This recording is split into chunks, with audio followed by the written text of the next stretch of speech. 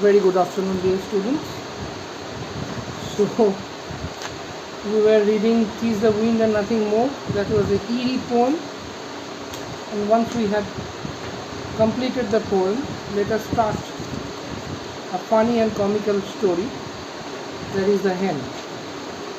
And the writer is Hector Hugh Munro.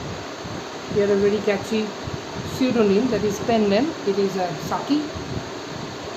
You have read a story written by Saki. There are fewer instances, and I think in our Bengali literature also we have so many instances of pen names or pseudonyms of the writers. Here is exactly an example of it.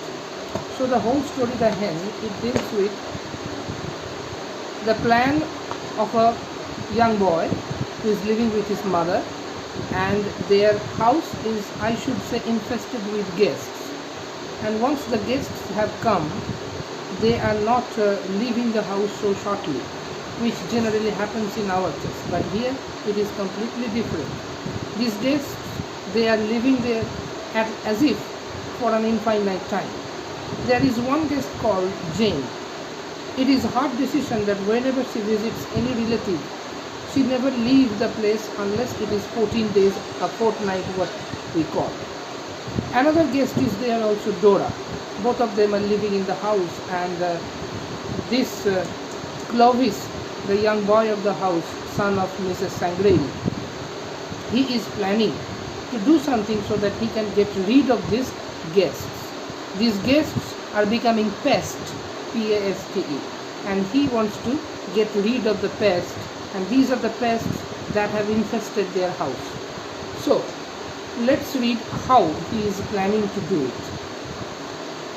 Now, this next Thursday, asked Clovis. His mother nodded. Nodded means to move your head in a way as if to show that you agree. You have rather done it, haven't you?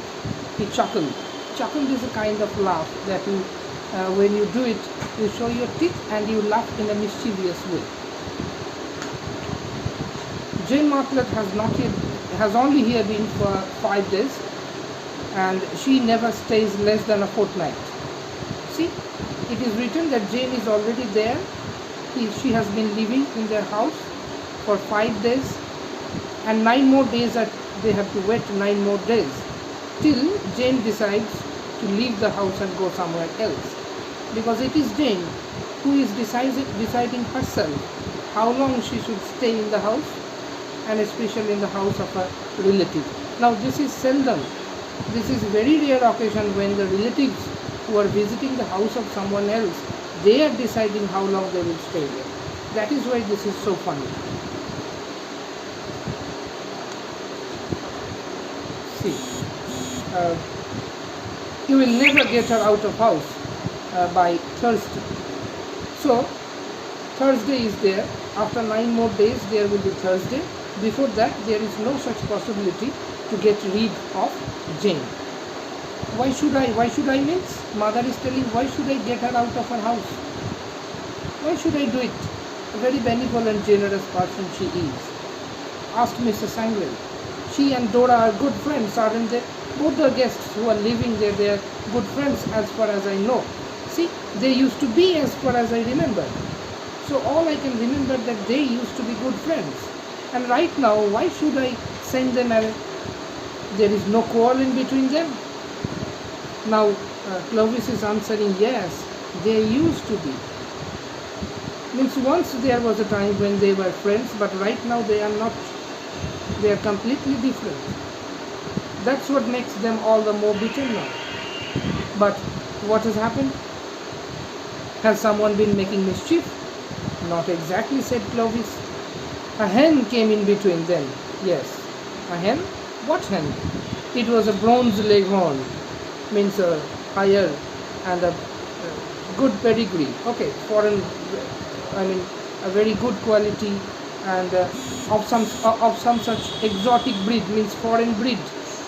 There is a very beautiful hen which is of a good pedigree, and it is of a foreign quality. It is a foreign breed. And Dora sold it to Jane at a rather exotic price. Next exotic means at an astronomical price. So in the beginning it was something that was a very good pedigree hen, and they bought it, I mean Dora bought it from Jane, and she bought it with astronomical price because she hoped the hen will lay eggs. From those legs chickens will be hatched. Those chicken will also lay eggs, and with those eggs she will earn more money.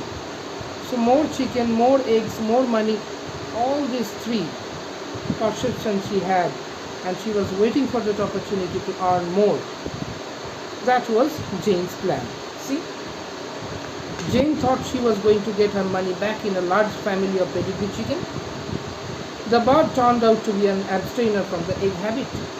But rather what happened, it turned out to be that the hen which she bought after spending such a lump sum money did not lay a single egg. This is the hen that does not lay eggs. So all her money was wasted. It went in vain.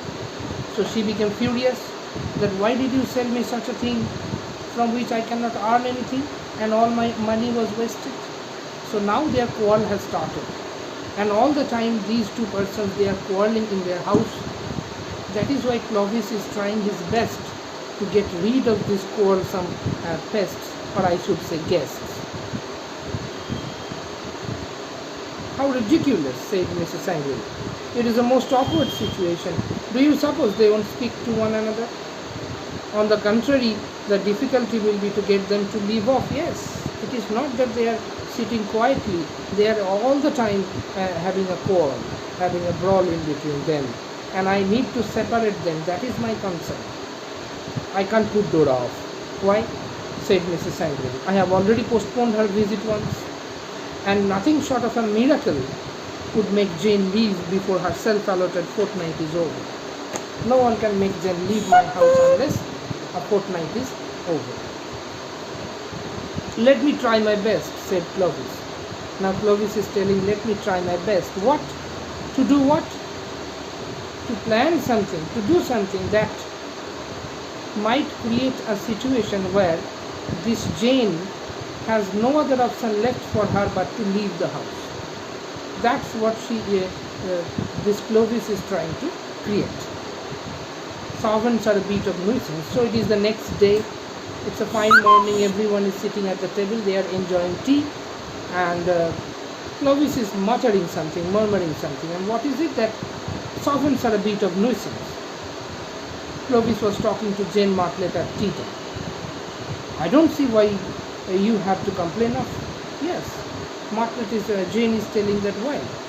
You don't have any reason to complain about your servants. All the servants which you have, especially Sturridge, he is a fine, excellent servant. Your mother is so wonderfully lucky in her servant. Sturridge, for instance, has been with you for years. So you have a servant who has been living with you for years. You have such a bond, rapport with your husband. What is the reason that you are telling servants a nuisance? I can't make head or tail about it. That's just the trouble, said Clovis. It's when servants have been with you for years that they become a really serious nuisance. Yes, it was Sturridge I was particularly thinking of when I made the observation about servants being a nuisance. Now Clovis is telling that our servant Sturridge, he has been living with us for years, and that is my concern, because he has been living with us for years, and we also have been living with him for years. So both of us are becoming monotonous, boring for each other. And because Sturridge has been doing same thing at the same time in the same manner, probably there is something wrong with Sturridge, and that is my cause of concern. So Jane and Clovis are talking. Clovis is trying to create a situation. Clovis is trying to impart an information to Jane in an indirect way. Why he is doing so? So that Jane becomes more and more anxious, more and more suspense is created in the mind of Jane, and at last Jane feels a sort of insecurity for herself in that house, and eventually she leaves the house. That is what Clovis's intention is there. That is why he is trying to create a situation by telling something indirectly, so that it creates a query and it creates more tension inside Jane. So that is all for today's students. Next time we will read the furthermore, and we will get to know how Clovis creates such a situation in their house and force Jane to leave their house for good, or whether he is successful in his plot or not. That's all for today. Let's call it a day. Bye-bye.